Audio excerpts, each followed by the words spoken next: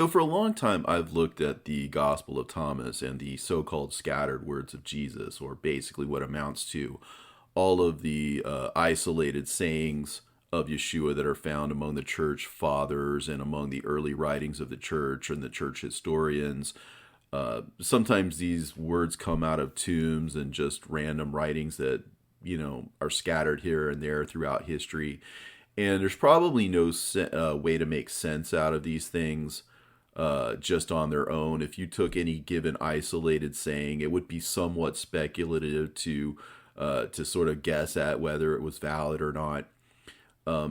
But given the similarity between these two writings, and also just the sheer nature of how jumbled the whole thing is, as a student, I've always been curious as to what these things would look like if they were arranged thematically. The problem is there's hundreds of these sayings, and it's kind of maybe a little bit hard to do, a little bit tedious, and would require, I think, a lot of just effort and thought, which, if you're a student, that's kind of the point, I guess, is to try and get you thinking and get you working and get you putting things together. And so I finally decided that I was going to try to combine the Gospel of Thomas with the Agrapha and try to make a more linear sort of thematic study of it that's somewhat chronological in nature, but more arranged thematically. Like, what would any given saying in isolation, how would it strike you if you read it in a greater context? And so, given that if you arrange these things thematically, one of two things would probably occur. Either it would become clearer and clearer as you did it, in which case you could conclude that these were genuine teachings that accorded with other teachings, that Scripture would enhance and shed light upon other scriptures in the process, or they would be divergent, that they would teach kind of all over the place and they wouldn't be consistent with one another, in which case you're basically back where you started, not knowing whether anything was trustworthy or not. What I discovered, and what I hope to demonstrate here through a presentation of these two documents, of these two collections, in other words, is their cohesiveness, and how, as a whole, they seem to be far more than just the sum of their parts. Now, I did these works basically in parallel. I put together a read-along version where it was basically pruned down to the most essential parts so that it would read as if it were a document. So if there were excessive numbers of, let's say, Jesus said or whatever, I would put them where they were needed. I would put them where they made sense to put them, but I would leave them out between the logians because they would be disruptive and get in the way of your hearing him. But just to be clear, this is a spiritual journey as well as an academic journey. So I kept a more academic version of it in parallel, which included the sources and all of the other stuff that needed to be pruned off in order to make us for a smooth reading. They're arranged somewhat chronologically. I mean, clearly prologues go first, and things that happen in the gospel need to go kind of roughly in the chronological order. But this book was not put together with chronology in mind. This book was basically put together with theme in mind. But just getting into the meat of it, looking at the fact that this is a bunch of diverse sources, like the introduction here, from the preaching of Peter, all the way to his origins here, Clementine, Epiphanius, the Gospel of Thomas, for example, the Epistle to Abgar, Justin. This is a hodgepodge, if you will. And in theory, it should make no sense. But when you look at it uninterrupted and in order of chronology and theme, you'll notice that there are similarities, the sayings that are similar, that are developed and are much more clear when viewed together. And these things can be arranged. What fascinated me most was just how elegantly these these things seem to fit together and flow into and out of one another when you arrange them in the way in which they seem to want to be arranged. It seems as if you were to task anybody with the assignment of putting these things into the order in which they quote unquote wanted to go, that they would arrive at something very similar to this document. So it's something that other people could, in theory, do. So this isn't just something where, that's just what you think or whatever. If given those particular parameters, don't leave anything out and try to put them in thematic and somewhat chronological order, you would end up with very much this same document. And so there's a certain objective nature to it, which cannot be denied. It does come from various sources. It does make sense on the whole. And the words, like I said, when you read them without all of these interruptions, they do form what is essentially a listenable and a readable document that somewhat resembles a gospel.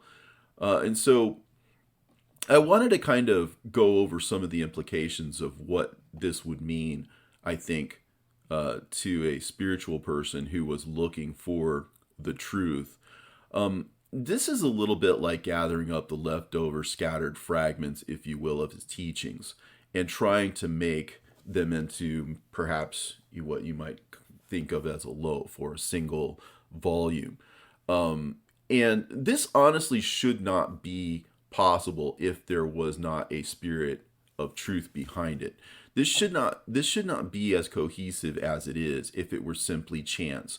I think what we're looking at here is the literary equivalent of an end run around scholarship and tradition, which demonstrates to us the simplicity of the gospel, as well as its ability to do an end run around the scholars and the theologians and the traditionalists, and your average Christian person. So basically, without further ado, I just wanted to kind of dive into it real quick and just kind of break it apart and analyze it in parts, and see where it leads. So starting with the introduction, the Savior is called the Law and the Logos, the Word and the Voice of God. Well, for those of you, again, who follow my teachings, you understand what voice means here. Voice has to do with the secret language, if you will, the hidden mystery, if you will. So when Peter calls him the law and the logos, again, this is something, the law is something that is written, let's say, and the logos is something that is understood. This could be more understood as sort of the spirit, the true meaning, as applied to the shadow, as applied to the very literal word. And the word, of course, is written down, so it stands basically static eternally. But the voice, the secret meaning, for example, is applied to the word. But that secret language, that secret meaning or whatever, can be hidden for some time. It may not be obvious to everyone until the time. And so he really is both. He's the structural aspect and the spiritual aspect. See, the structure and the meaning. Know therefore that there is a God who made the beginning of all and has the power also over the end. And you'll see the beginning and the end are a recurring theme in this tome, in this volume. He is the invisible who sees all and the incomprehensible who comprehends everything. Again, because if he is the voice, if he is that hidden language, if he is the logos, if he is that higher level meaning, right, then he is invisible to those who do not see that logos or those who do not hear that voice of God. However, he's seen all because once you understand how to decode it, once you hear that voice, in other words, with your spiritual ear, you recognize the mysteries that were encoded for us to decode. And so therefore you come to the conclusion that he sees all, which again is itself incomprehensible. How does this do this? And yet he was able to speak the end from the beginning. So he clearly comprehends everything, who has no need. I mean, why would such a being be in need of the likes of us? And yet because of the physicality of our bodies and also the spiritual needs that he has fulfilled, again, it's evident that we all need him. Everything has come through him, in other words, again, incomprehensibly. And he speaks from the end, from the beginning, so he demonstrates his eternity. The scriptures themselves have remained to us more or less unchanged, and so therefore he's not corruptible. And of course, in all other sense too. I mean, God cannot be corrupted, but in the sense of the scriptures, they have not been corrupted. He's uncreated. This is very easy to understand in a certain way. Truth, love, all of those things exist outside of space and time. I've often said it, if you take something as simple as 1 + 1 = 2, that doesn't really need a creator. It just is. When did that start? It never started to be true. When will that stop being true? It'll never stop being true. So there's an eternity to truth. And so it's like that. And he created all things through the word of his power. That is to say, his son.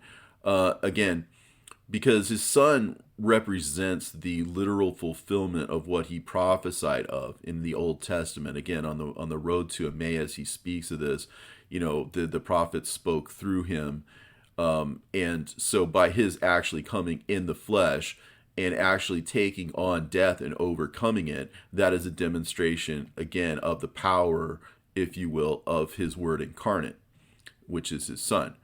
And so realizing this, you're going to not worship him after the matter of the Greeks or the Gentiles, those without, as worshiping wood and stones. And again, he's talking code here. Split a chunk of wood and I am there. Lift up the stone and you will find me there. The idea is that what people see, they see on the lower level as sort of a kind of a subtle idolatry, if you will. It says, worship him also not after the wise of the Jews, for they too imagine that they know God alone, and yet they know him not, serving angels and archangels, the month and the moon.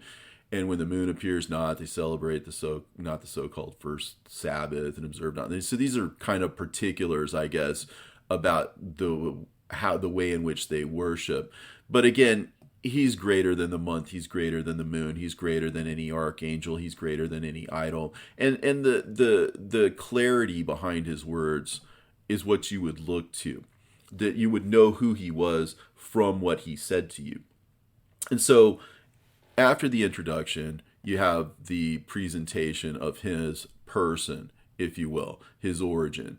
So that would be like he's saying, okay, I'm the one concerning whom Moses prophesied, saying, a prophet shall the Lord our God raise unto you of your brethren like unto me. Hear him in all things, and whoever will not hear that prophet shall die.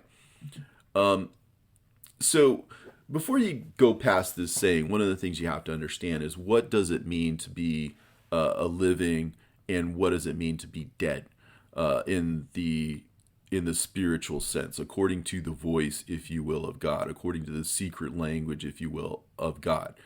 Again, if you starting to understand what I'm saying here, you're starting to get a sense of what it is to be spiritually alive, what it is to arise from spiritual death. You start to notice things that you didn't notice before. So you begin to hear his voice, and you begin to see with his eyes and hear with his ears. In the Gospel of Thomas, the intro, which I've moved down a little bit in this particular book, let me see if I can find it. Okay, so the prologue and Logion 1 of the Gospel of Thomas said, these are the mysterious sayings which Jesus, the living one, spoke, and which Didymus Judas, who was called Thomas, wrote down. And he said, whoever hears these words and discovers their meaning will not ever taste of death. So tasting of death is a function of not hearing these words, not hearing them with your spiritual ears, not discerning the voice, if you will, not understanding the true meaning, or the logos, if you will.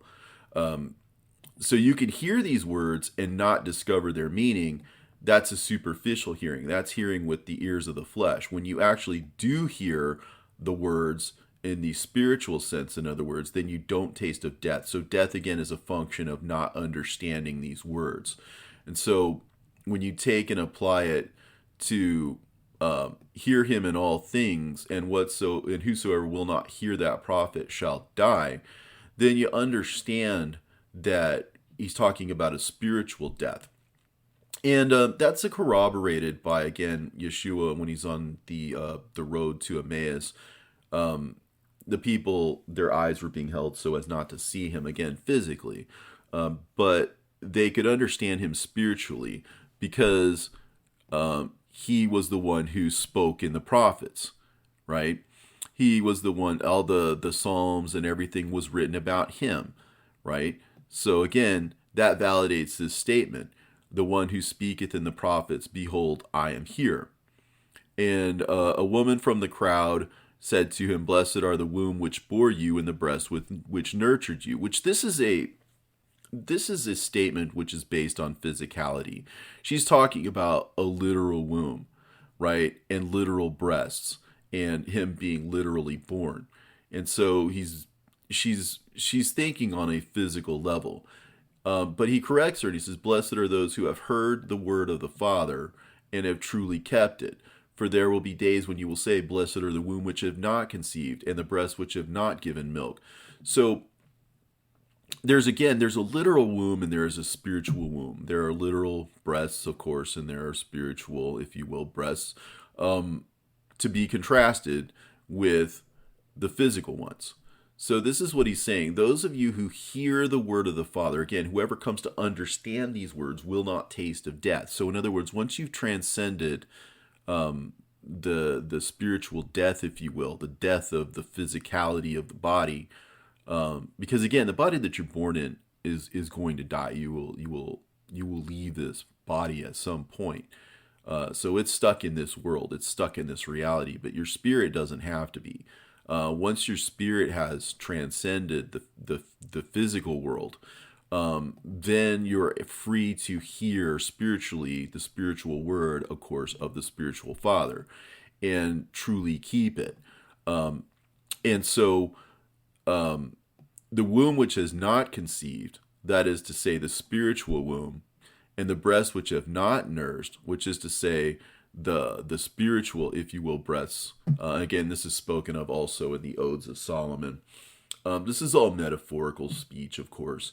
He's talking about the true womb, if you will, and the true milk, if you will, which is to say from the Father, which is to say the word of the Father.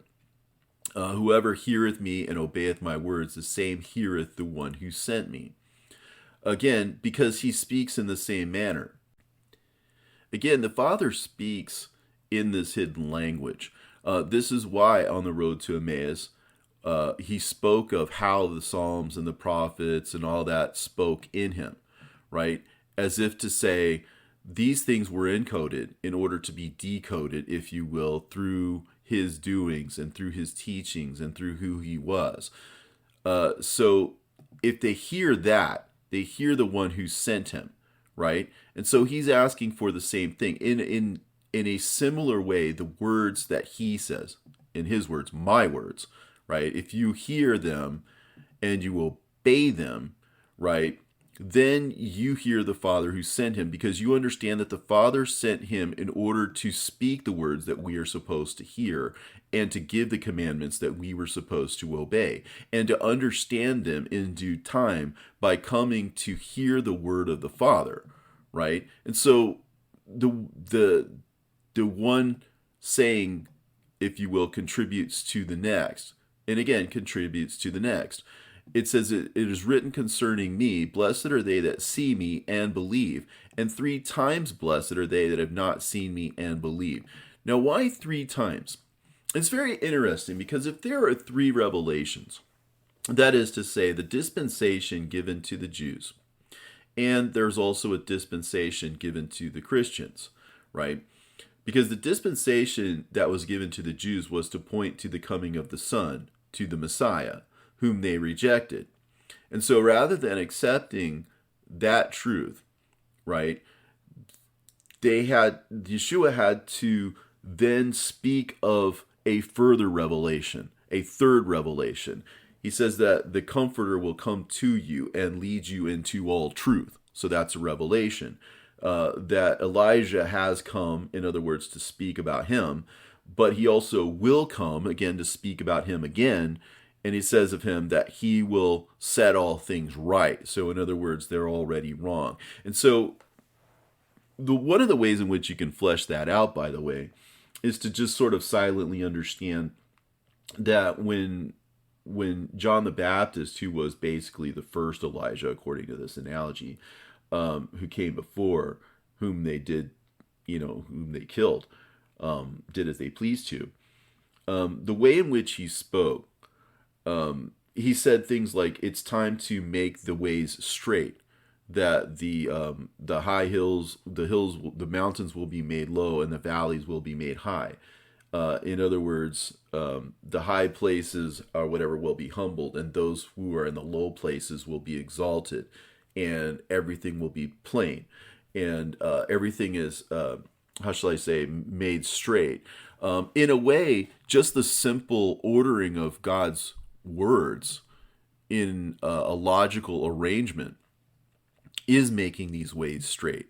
That the crooked ways would be like, oh, you're reading this over here, and you're reading that over there, and then you're reading another thing in some other place, and it's all muddled, and it's all confused, and it isn't straight. Well, straightening these things out makes it possible for that third revelation. So, in other words, that's the third blessing. The three times blessed are they that have not seen me. Again, they're a future generation, not like his generation, which has seen him, right?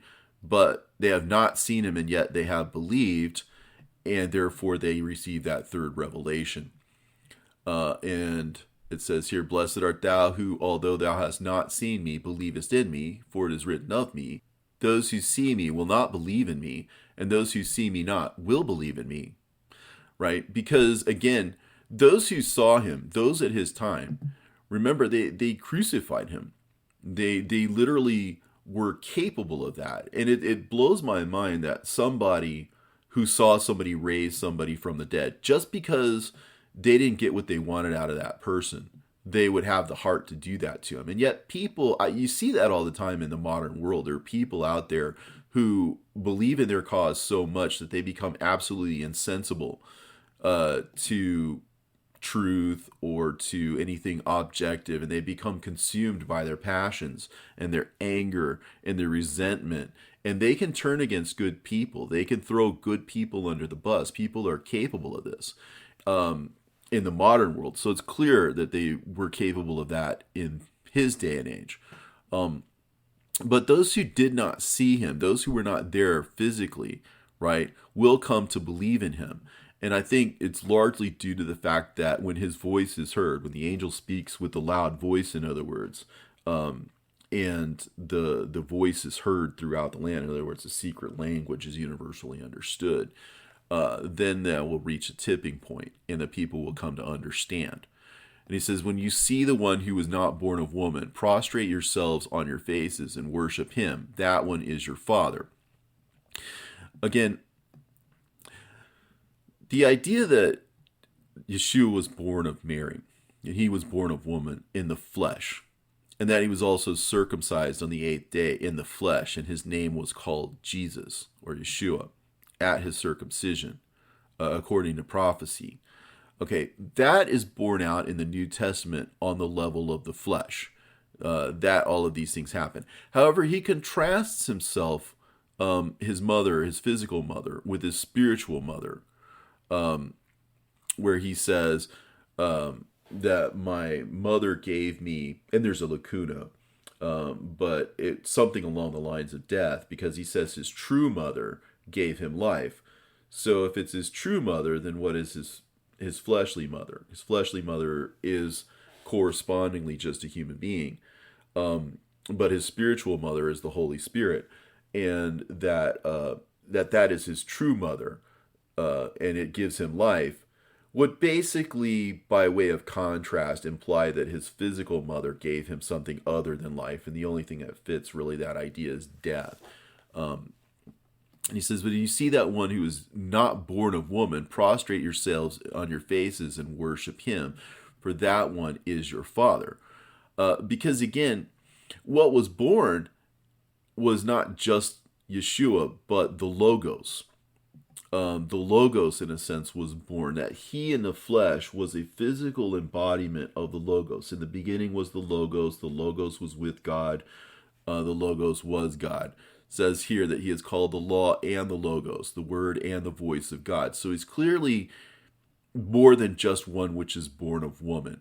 And when you see him, he is the word, if you will, and voice of God. So God is our Father, right? So, so in other words, once you recognize that and you understand that that secret language is the language of the Father, that that Logos is the Logos of the Father, that the Word is the Word of the Father, the Word of God, right? And then he goes on to elaborate in yet another logion. He says, the Father begat me, and I came forth from the Father, and I am here. And I am in the Father, and the Father is in me. Well, he is in the Father in the sense that, again, like they said on the road to Emmaus, there were the prophecies about his physical coming. And that the Father is in him also is evident in the fact that he speaks according to the language of the Father, and he is able to father us spiritually, again, when we come to hear the voice of God. So all of these teachings are in agreement with one another and build upon one another, and yet they come from disparate sources. So it must be understood that these words come from a place that is not physical. They come from a place that is spiritual.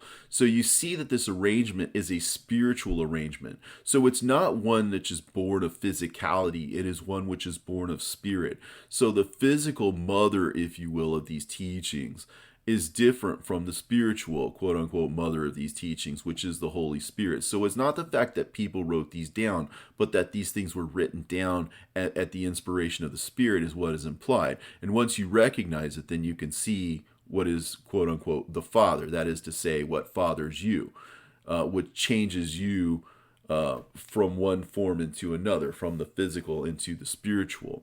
And ultimately, we see this with Moses and Elijah in their spiritual form, Stephen changing into his spiritual form, his angelic nature. In other words, that these things are what awaits us and are waiting, as if you said, in a sense, to father us. He says, he who knoweth me knoweth the Father, and he who seeth me hath seen the Father. Again, not just physically knowing him. His family and his friends, for example, didn't know him in the sense that he wanted to be known. He wants you to know the Father in him, not just him in his physicality, but him in his spiritual nature, him as a function, if you will, of the Logos, or him as the voice of God, in other words. And he who seeth me hath seen the Father. Why? Well, he's seen him not with his physical eyes. Not everybody who saw Jesus in his physicality saw the Father in him. All the scribes and the Pharisees saw him physically, but they didn't see him spiritually. Those on the road to Emmaus saw him spiritually, but not physically, because his identity was held from them. So they saw him with what? Their hearts burned inside of them, right? So, in other words, that was the higher level meaning. That was the Father, if you will, in them, fathering them spiritually. And so again, this also supports it. The next logion, my Father worketh, and I work also. So in other words, he did a work in bringing forth the Son, which gave rise to the New Testament. And Yeshua works also, doing works, if you will, that will give rise to a further revelation. Okay, and so once you understand that there is a further revelation, you understand that an entrance has been opened to you. And so that makes it clear why he is the gate. He is the entrance to this new revelation. And what is this new revelation? Which is life, right? Because again, whoever comes to understand these words will not experience death. What will they experience instead? They will experience life. Through what? Through him who is the gate. What is the gate? He is the Logos. He is the voice, right? He who entereth in through me, whoever entereth through the Logos, whoever entereth by seeing him spiritually, right? By hearing him, by knowing him, right? Spiritually, will enter into life, because he himself is that gate. And recognizing the unity behind these words, again, there's a logion, there's a logion, there's a logion, there's a logion, there's a logion, there's a logion, all the way down. all the way down the list. There's 370 some odd of these things just in this collection alone, and it could always be expanded. It could always be refined. So it's living. In other words, it's not dead. If you codify it, if you put numbers on it, if you say this is it and that's that, then you've basically killed it, because the function is to see that it is alive and it is living. So again, you enter into life. It says, many are standing at the door, but it is the solitary who will enter the bridal chamber. Well, why are they solitary?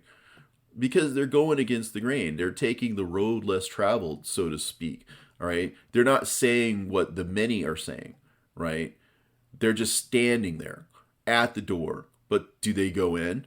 No. You have to enter into the logos. You have to enter into the word. You have to enter into the mystery in order to see it. And then what is that? That is the bridal chamber. That is where you and the logos come together as one, because your mind and the mind of God become one, and therefore you are united.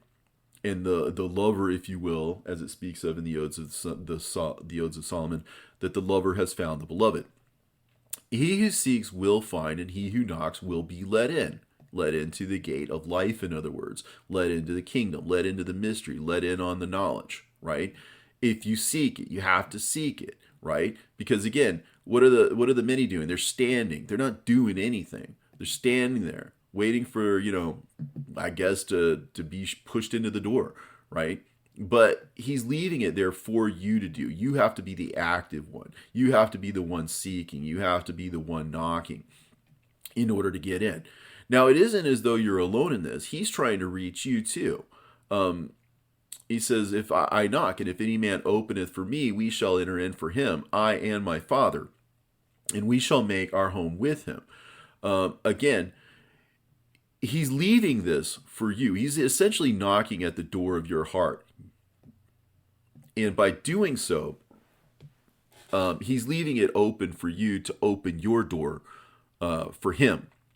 Because again, those who essentially are seeking are wanting that door to be open. They're wanting to find Yeshua. And so when he is knocking at that door, again, the Logos is knocking, if you will, at the heart, at the door of your heart, that he will enter into you. And again, he's close to you. I am near to you like the clothes of thy body. Again, what does he say here just before? If any man openeth for me, we shall enter in for him, I and my Father, and we shall make our home with him.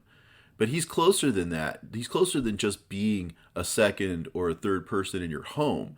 He's literally on you. He's literally touching you. He literally is, in effect, your clothing at this point. Because again, clothing is kind of a metaphor for your outward, if you will, attire. But in the spiritual sense, clothing has to do with inward things. That's why it speaks of the Laodiceans, even though they may be well dressed, they're only well dressed on the outside, which is to say their outward appearance. And so they're going by outward appearances, and so they think that they're well dressed. But he says they're naked because he's not going by any outward appearance. He's going by the inward appearance. So when he speaks about the clothes of the spirit, he likens them to the clothes of the body, because that's how near the Spirit is to you, although you don't recognize it. And he says, do not worry from dusk until dawn about what food you will eat or what clothing you will wear. You are much better than lilies, which neither card nor spin. And for your part, what will you wear when you have no clothing? Who will add to your stature? It is he who will give you your clothing. Again, your clothing is him, right? I am near to thee like the clothes of your body. So he will give you himself. And what is dawn and what is dusk? Well, we know what the dawn is because it speaks of that in 2 Peter. He says that on that day that the morning star will arise in your hearts, right? So the dawn is the morning star arising in your hearts. So why is there a dusk? Because in his day, that star arose in their heart. That's why they were able to encode this mystery, to preserve for us the voice of God, in other words, to preserve for us that higher level meaning. And then there was a dusk. That was when, of course, the morning star essentially set in the hearts of the Christians.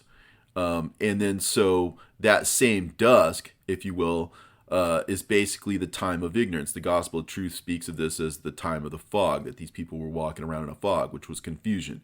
And so from that fog of confusion, that fog of war against the devil, there is a dawn to come, which is that third revelation, in other words, right? When that morning star arises, Yeshua says also in the book of Revelation, I will give you the morning star if you overcome. So you have to overcome, right? You overcome by seeking, by knocking, by letting him in, by recognizing to you that he's been there with you all along, that he's got your back all the way until the end of time.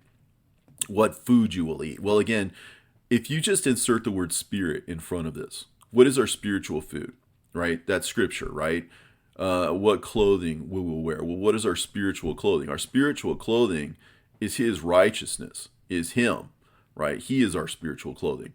It says, you are much better than the lilies, which neither card nor spin, right? In other words, they're not putting any effort into this. It just happens of itself. And for your part, what will you wear when you have no clothing? Again, we just talked about that. The Laodiceans, right? They're naked. Who would add to your stature?